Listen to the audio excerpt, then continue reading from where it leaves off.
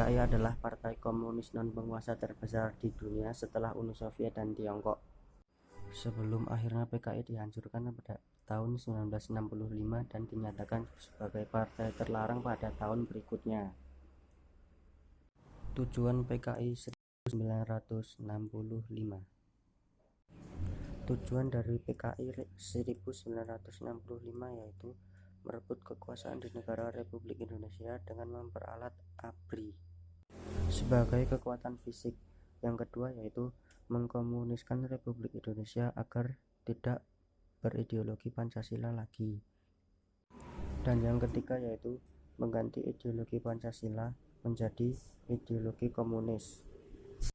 Latar belakang PKI 1965. Latar belakang pemberontakan PKI 1965 yang pertama yaitu pembentukan Angkatan Kelima. Pembentukan Angkatan Kelima yaitu terdiri dari buruh dan petani yang dipersenjatai untuk memperkuat pertahanan PKI dan hanya diterima di bawah komando ABRI. Yang kedua yaitu Nasakom, merupakan ideologi yang menjadi salah satu faktor terjadi gerakan 30 September PKI. Peristiwa PKI 1965.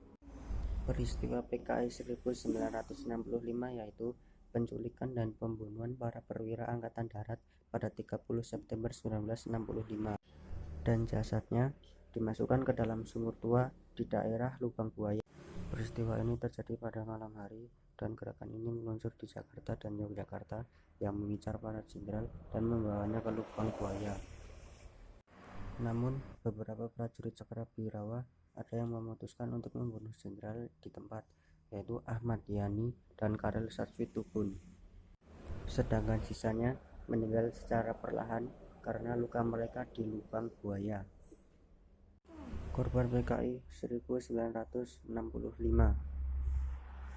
Tokoh korban PKI yaitu Jenderal Ahmad Yani, Maijen Suprapto, Letjen S. Parman, Maijen Panjaitan, dan Karel Satwitubun. Selanjutnya ada Maijen Kapamso, Kolonel Sugiono, Letjen Haryono, Maijen Sutojo, dan Kapten Piritidian. Tokoh gerakan 30 September PKI.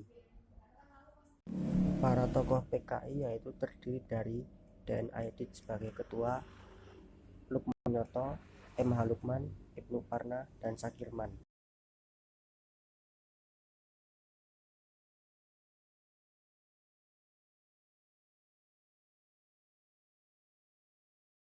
Penumpasan G30 SPKI yaitu operasi militer tentang penumpasan G30 SPKI pada sore hari.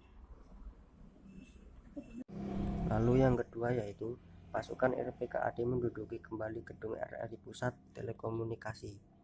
Dampak dari peristiwa G30 SPKI.